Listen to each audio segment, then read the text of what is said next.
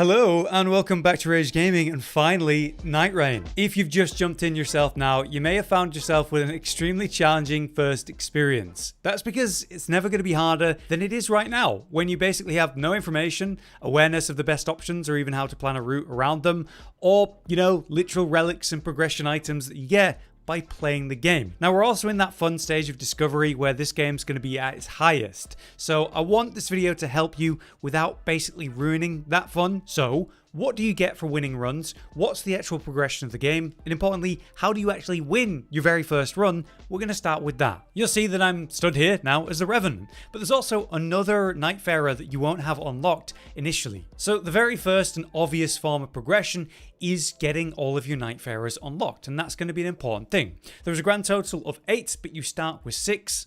So you've got to unlock both the Revenant and the Duchess initially. The Revenant is actually easier to unlock than the Duchess. In the Roundtable hold, there's a jar merchant, where you're actually going to be able to buy an item for 1,500 merc, the besmirched frame. As soon as you purchase this, you can then go challenge the Revenant, as she'll appear on your map with an exclamation mark, and when you go try to interact with this spectre, you'll be transported into a dream where you go face her in a fight. And she's quite weak herself in terms of health pool, but obviously does a lot of damage and is very dangerous with all the additional enemies. I strongly recommend you at least defeat 1 or maybe 2 of these summons before then taking her on, at which point it's going to be a lot easier. Anyway, as soon as you defeat her, she becomes an unlocked and playable Nightfarer. However, you might be wondering how you actually get the merc, 1,500 of them for the actual item initially. Well, basically you just do expeditions. Even if you fail on day 1 or night 1, you'll get like roughly around 500 merc. If you win a run, you'll have more than enough to buy it instantly. So maybe 1 or 2 failed runs, and before you know it, you're able to get the frame in the worst case scenario. Next, we have the Duchess, which is definitely a harder one to unlock just because it requires essentially you get your first win. You're going to need this item to unlock the Duchess, the old pocket watch, which unfortunately is attached to one specific boss. This one, Gladius, first Nightlord that you must defeat to basically unlock the game and open it up. So essentially you must win the first expedition challenge, and then after that you have the pocket watch. At which point the priestess in the Roundtable hold, you give it to her and she reveals herself as the Duchess. What a surprise, it was kind of easy to tell. But from that point you'll have actually got all of the Nightfarers unlocked, but you might have been upset to give up the pocket watch, and I've got good news. The pocket watch remains as an item, a relic that you can use after that point. And as it does before, FP restore on successive hits, which is really nice, and then a bit of dexterity. So what other kind of progressions are we working on in that regard? Well, let's talk about the Roundtable hold and all of the things that are in it that are going to lead to progression. Did you realize you can actually try to open your map while you're in the hold? And you're able to see everything and where everyone actually is. But further, you can just go down this list and instantly teleport around the round table, instantly interacting with the different features like so. So if I want to go to the shop, I'm immediately at the shop and I'm actually already in the shop window. Pretty handy to know. Let's start with the visual codex, which I think is a really good idea for you to take a look at. Here you can take a look at all the characters and their stats. This is important because understanding their scaling, what kind of weapons and things to look for, is going to lead to you actually getting wins. So while Wilder has a preference for greatswords, he can use other things. He's got an A scaling in strength and a B scaling in dexterity. So those two are valid options for him. Let's take the Executor here. He has an S scaling in dexterity and arcane, which means status is absolutely insane for him. If you're going to go bleed, poison, maybe rot, anything that's going to scale and build status faster by having arcane scaling, that's kind of the build you should go for with this character. So understanding what your character scales with and what you're actually going to be aiming for is going to have a big impact on getting those wins, as we'll talk about. In regards to understanding equipment, I do think it's worth coming in the visual codex for the melee armaments and taking a look at the details of some of these items. You can see the familiar items and how they've been cut up into common, rares, and epics. Basically whites, blues, purples, and then some legendaries. We can see what they scale with so you can preemptively learn what kind of things you're looking for. Further, you can take a look at the unique effects of the legendaries you might find. By coming to this and pressing the right stick in, we can move around and get more information here and go to the unique effects of these items. So, Malekith's Black Blade means attacking also wears down enemy HP for a moment afterwards. So while this, like Ash of War, affects the overall percent of the health of a target, like in base Elden Ring, it turns out just attacking with this thing has new effects as well. So it's important to come at it with an open mind and realize there's new stuff going on here for all of the weapons generally. Let's now talk about the next level of progression, which is your journal. This is very important. This gives you lore and the starting story for all the characters, but as you're going to quickly find, there's more to them. For example, we have this ability to press Begin Remembrance on some of them. This requires, as it says, memory fragments, which you get through a bunch of different ways, like completing runs, but say just unlocking Revenant gives you a memory fragment to immediately do her first remembrance. Whereas with Wilder, I didn't even need to win a run, I just needed to play him and progress enough before I had a memory fragment to work with and have actually played this character at least a bit. The remembrances are important then. Basically, engage with them sooner than later. You'll go into a kind of memory world, and just as before, you open your map and now you have a gold exclamation point on the map to go interact with. Through that, you can follow the conversations and you might end up with a side objective to complete on your next expedition. Then you just go do that to progress. So with the Executor here, I had to go gather a specific flower. At the start of my next run, I saw a new icon saying, hey, there's something over here. I went over to it and had to defeat a mini boss before I was able to pick it up. Once I actually had the item in hand, I could fail this run and go back to the Roundtable hold, steal in the Remembrance mode, and hand it in. This gave me a unique interaction with this character and progressed the story. In terms of reward though, it gave me both a unique relic tied to my character, it will lead to new cosmetics for the character, and there's also chalices, goblets, and that kind of thing. So you can see with the Executor here, we have the base slots, but that's not actually the base slots. There's the urn that we all start with and the colours for your relics, then we've got the shop goblet, then we've got the chalice from doing his remembrance, all with different slots. Say this white slot here, it's kind of universal. I can put in any colour into this slot. So that's really valuable and a great reason to make sure you're doing each character's remembrances if you're going to play them. But take the flowers that I actually unlocked from that. You can see here it says for Executor specifically, while character skill is active,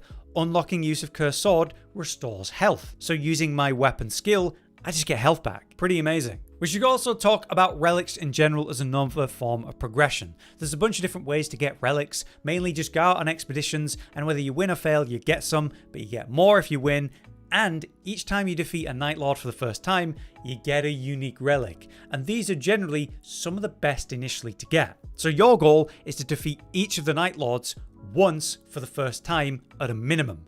So with Gladius, we have Knight of the Beast here. Stamina recovers with each successive attack. Amazing. Starting armament deals fire damage as a bonus. That's really handy. But you can also come to the Jar Bazaar in the Roundtable hold and purchase other things, outside of buying other goblets to give us different slots, by the way, which is an important thing to note. You're going to find that there's actually some good options here. Like for example, these ones that provide Ultimate Art Gauge +2 and then a specific type of element negation. So protection against that. So let's say I know I'm going to go against a fire-based final boss, Nightlord, then having this fire damage negation up immediately is going to be great. And I also going to get character skill cooldown reduction. There's a bunch of these that give different options with these damage negations up. So I'd strongly recommend you look at these and purchase them based on what Nightlord you're going after. Next, another form of progression is the events around the map. Of course, there aren't any right now for me to show you live because that's typical, but basically, you may have seen, say, the volcanic crater as the first one that you unlock. On the northern side of the map, it rips open the earth and then you've got all this fire and a big progression to go down. This leads to a legendary upgrade for your weapon if you defeat and do the whole thing. But there's also going to be the icy mountaintops, the scarlet rotten woods, or say the shrouded city at the bottom left. These seem to be unlocked and progressed as you beat more runs and get more unlocked, and then it rotates between them, providing you a bit more variety every single run. Right, that kind of progression and information is probably handy to know, but how do you actually win your first run? I want to give you a bunch of advice really quickly. If you look at the expedition list, you can see each and every type of Nightlord, and there's a little icon next to it. So, say with the Gladius here, the first one you'll be doing, it's got a holy icon next to it. That is because the main weakness of Gladius is holy. So, you'd be after holy benefits to beat Gladius. Weapons, buffs, or otherwise. And to find those, just open the map mid-run. You'll see that the different locations have an element icon next to them. This represents the kind of rewards you'll find there. So for Gladius, you'll be hunting holy rewards and you'll check where that's going to be in this run. Before that though, I'd recommend you pick a character and get comfortable. The Sparring Grounds is absolutely clutch for this purpose, and I know that it might seem like, oh, I don't need to do that, but the mechanics here are quite impressive. You can go ahead and change all kinds of things. Like, we can see the sheer difference between this character's level 1 and 2 in regards to health. It's not quite double, but it's not that far off. Not massive FP increase, but a bit of stamina increase. And then we go all the way to 15, that's how much of a difference these levels actually make. Also here you can give yourself standard or no limitations on your ultimate and different character skills to practice them. And it'll show you what the buttons actually are within that. So as I turn into the wolf here with a Crucible Beast, I've actually got light attacks, heavy attacks, I've got a roar, which I didn't realize until I came to the training yard, which is like an AoE ranged attack, but with one of the relics I have, I can heal myself while I do this roar, and I can also end it by using my special thrust. Understanding these things makes me make better use of the ultimate when I'm actually in a run, rather than blindly learning while everything's on the line. It's up to you, but I strongly recommend the brief time that would take to learn your character. Right, in regards to your pathing for day 1 and 2, what I want you to do is try to challenge the easier content first to get initial level. Like I said, those first few levels make a big difference, but the long-term goal is actually to try to reach level 15 in prep for the final boss. That's the highest level. We beat Gladius on our first try at level 11 though, so it's not like it's impossible if you're not level 15, but you want to be as high as possible. I'd say the goal is to reach 5+ by the end of your first night, and you can easily be close to 10 if you path well, like we did. To do that, just maximize the easier challenges on day 1, and then spend your time on harder challenges on day 2. So on day 1, churches for flash count increases, small camps after that, larger churches as well, maybe the small forts for light enemy challenge, that's going to be great. You can challenge jails on day 1 too, but at least be like level 3 or higher if you do find a key. But after that, say 3, 4, or 5, there's larger encampments. Mines, where you can get, upgrades for your weapons as we'll talk about. And there's the mini forts like Fort Hate, which give you information about the area around you. These have shown me where scarabs are, which leads to being able to pick up talismans and more. Definitely don't get too lost in the sauce, killing weak enemies here as well. Getting weak enemy kills to get to level 2 or 3 is fine, but after that you try to only target objectives and enemies that give you some kind of drop or powerful reward after. So we start with the objectives on the edge of the map and work our way in as the circle moves in. You want to scale out of control here rather than challenging bosses while you're weak, so you avoid them until you're ready. Generally day 2. When you're actually on day 2 then, that's when the bigger challenges are definitely worth. Wandering bosses will vary greatly in difficulty, so of course through experience and your own decisions, you have to work out what you can do right now. But say the larger ruins and the center castle in the middle, that would be ideal at this point. The central castle has multiple major rewards, including a talisman selection, which you'll absolutely want. And then if you've got the different map events like we talked about, such as the volcanic region, in that case, you got to work your way all the way to the bottom of it. And it definitely takes a while. You want to do it earlier in the run so you actually have time, and on day 2 because you'll be strong enough to crush things in there as effectively as you need to.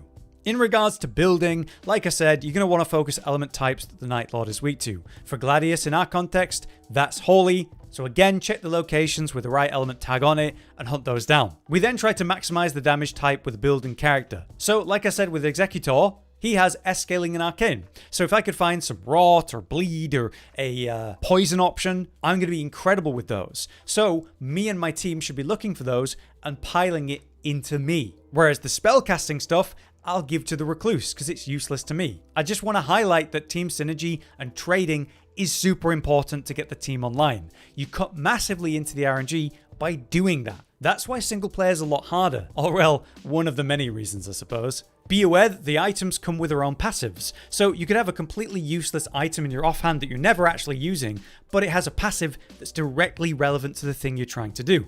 And then you've got the talismans, which as before are going to give you powerful passives that increase the power of your build. You get them often from killing scarabs, purchasing them from merchants, that center castle like we said, so at very least, try to have both talisman slots filled for everyone. While you're also at a merchant, be aware that there's a sort of smithing station there. You can upgrade weapons using smithing stones of the correct quality, from white to blue to purple, and then there's even legendary. Like I say, legendary is achieved through a special way, the volcanic region all the way at the bottom, but at very least, getting a blue or purple item, a weapon, should be something you do every run. So I definitely need to mention the mines. Mines are actually easy to visit during day 1. As long as you've got a couple levels. Once you actually find a mine and go into it, you can press down on the D-pad to reveal the layer of that. And here you'll find basic smithing stone, sure, but you want to look for the boss because it always offers a purple version of a smithing stone, which will then be upgraded at a merchant and his smithing table to jump a weapon from whatever it is all the way to purple, which really gets the run going. Outside of that, I tried to stack up passives, from dormant powers or weapons that are just being used as stat sticks. Passives that are going to increase your build and the output that you have, obviously amazing. But don't sleep on things like increased maximum life. That can prevent you being one-shot. Some kind of reliable health regen through successive hits or just over time, saving you having to heal all the time with a flask. But if there isn't a passive that's relevant to you, and weapons that aren't relevant to you in a dormant power list, consider what your team might need and maybe pick something up useful for them and drop it. Again, trading cuts into the RNG and that really helps. Last thing for your first win against Gladius is just Gladius himself. Be aware that his only real main mechanic is splitting into 3. This can be really handy if you have 1 or 2 people aggro all of them and then you've got that third person just free to DPS. These wolves will do this kind of RP sidewalk as well, which is a free DPS window. It's amazing, so you try to maximize that. But yeah, that's my day 1 overview of basically how to win your first run and the different kinds of important progression to be aware of in your first days. I hope that wasn't too spoilery, and I want you guys to go out and explore and have fun and all that, but we will be getting into more advanced guides and the specific detail as the days progress. But if you have any bonus tips or advice to give anyone, let us know in the comments, maybe it'll help. For now, I've been Hollow, you've been you, thanks for watching. Josh, Cotton, and Hollow with the videos, dropping the humor like a hammer on your tippy toes, bringing entertainment on a daily arrangement to take our insanity and turn it into entertainment. Yes, I said entertainment twice, to reiterate that it is nice to look into your faces on a mostly daily basis when you let us in your homes to make the whole world a stage. Goodbye.